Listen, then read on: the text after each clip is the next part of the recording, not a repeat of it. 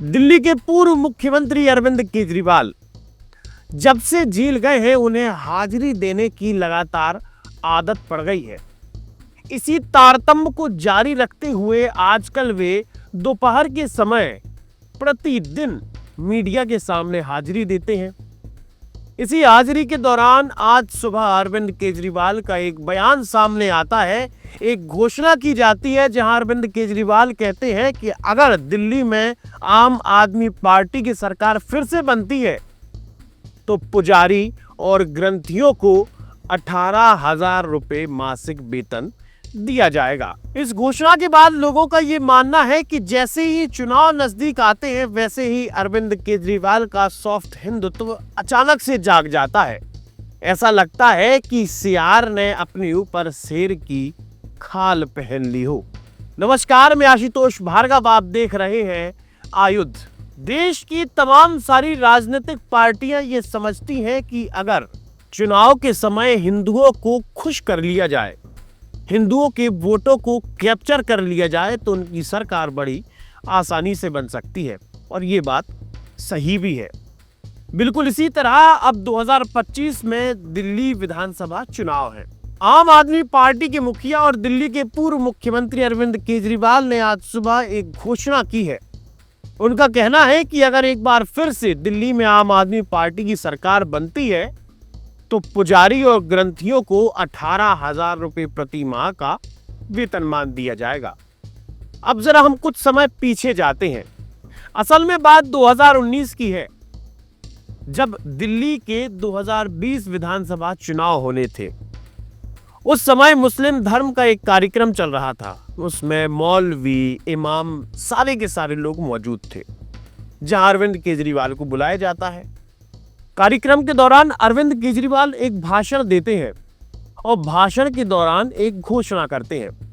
अरविंद केजरीवाल कहते हैं कि दिल्ली के अंदर मस्जिदों में इमाम और उनके सहयोगियों को 18,000 और 14,000 रुपए का मासिक वेतन दिया जाएगा।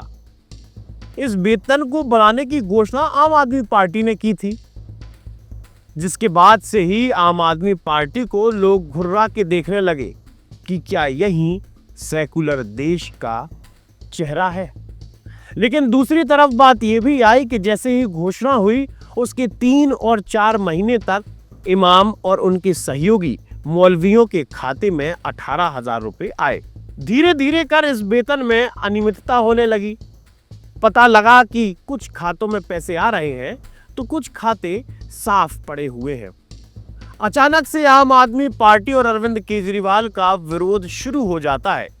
इमाम, मौलवी और उनके सहयोगियों का यह कहना है कि आम आदमी पार्टी के मुखिया अरविंद केजरीवाल ने जो घोषणा की थी वो पूरी तरह से झूठी थी। लेकिन अचानक से इस बार मतलब साल 2025 के दिल्ली विधानसभा चुनाव से बिल्कुल ठीक पहले अरविंद केजरीवाल एक और घोषणा करते हैं। मंदिर में पुजारी और गुरुद्वारों में ग्रंथियों को 18,000 रुपए प्रति माह वेतन दिया जाएगा। पुजारी ग्रंथी सम्मान योजना। इस योजना के तहत मंदिरों में भगवान की पूजा करने वाले पुजारियों को और गुरुद्वारे में ग्रंथियों को हर महीने सम्मान राशि देने का प्रावधान है। लगभग 18,000 रुपये महीना इनको सम्मान राशि दी जाएगी हमारी सरकार बनने पर।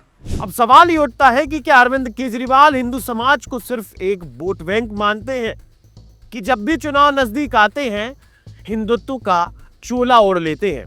बिल्कुल इसी तरह 2022 में जब गुजरात विधानसभा चुनाव का दौर चल रहा था, उस समय भी अरविंद केजरीवाल ने कहा था कि नोटों पर मतलब भारतीय करेंसी पर गणेश और मां लक्ष्मी की फोटो होनी चाहिए।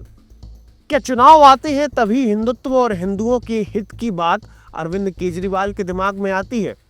अगर हम अरविंद केजरीवाल का कुछ पुराना रिकॉर्ड देखें तो लगातार ये नजर आएगा कि अरविंद केजरीवाल पूरी तरह से हिंदू विरोधी है। बात 2020 के दिल्ली विधानसभा चुनाव की है, जिस दौरान अरविंद केजरीवाल अपने घोषणा पत्र में लिखते हैं कि हम दिल्ली में रहने वाले 10 लाख बुजुर्गों को तीर्थ यात्रा कराएंगे। आप किसी भी मोहल्ले, गली, घर में जाकर पूछिए कि क्या आपको दिल्ली सरकार के द्वारा तीर्थ यात्रा कराई गई है, तो उनका जवाब नहीं होगा। इसके बाद आम आदमी पार्टी से अपनी राजनीति चमकाने वाले राजेंद्र पाल गौतम, जो कि आम आदमी पार्टी में दिल्ली से पूर्व मंत्री भी रहे हैं, लेकिन उन्होंने 3 महीने पहले कांग्रेस पार्टी का दामन थाम लिया है। ये बात उस समय की है जिस समय राजेंद्र पाल गौतम एक सार्वजनिक कार्यक्रम में जाते हैं और उनके सामने हिंदुत्व के देवी देवताओं को गाली दी जाती है, हिंदू धर्म को बुरा भला कहा जाता है। उस समय आम आदमी पार्टी के पूर्व मंत्री राजेंद्र पाल गौतम उसी मंच पर मौजूद थे। उस घटना के बाद आम आदमी पार्टी के मुखिया अरविंद केजरीवाल ने एक चूं तक नहीं बोली।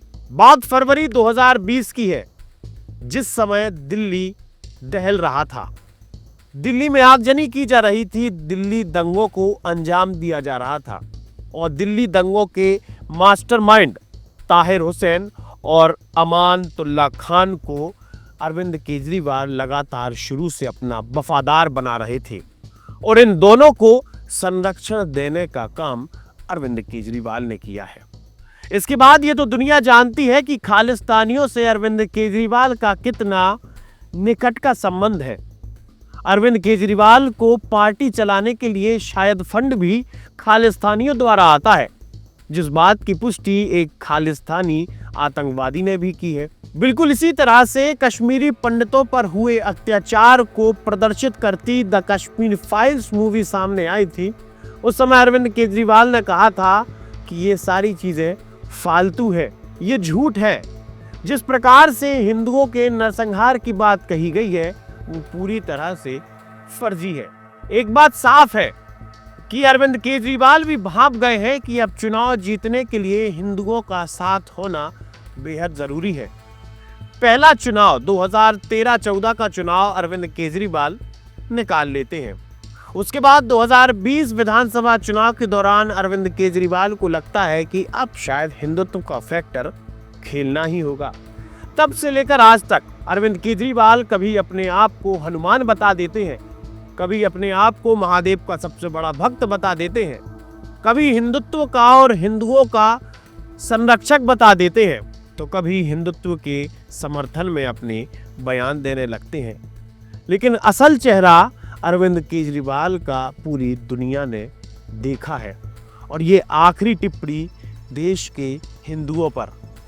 अपने आप को वोट बैंक मत बनने दीजिए। अपने विवेक से, बुद्धि से, समझ से देश को आगे रखते हुए अपना मतदान करिए। आप जुड़े रहिए हमारे साथ, देखते रहिए। आए तो आप हमारे चैनल को सब्सक्राइब कर सकते हैं। हम फेसबुक, इंस्टा, यूट्यूब, ट्विटर हर जगह मौजूद हैं। आपका बहुत बहुत धन्यवाद। लगातार जुड़े रहने के लिए आयुध को सब्सक्राइब जरूर करें।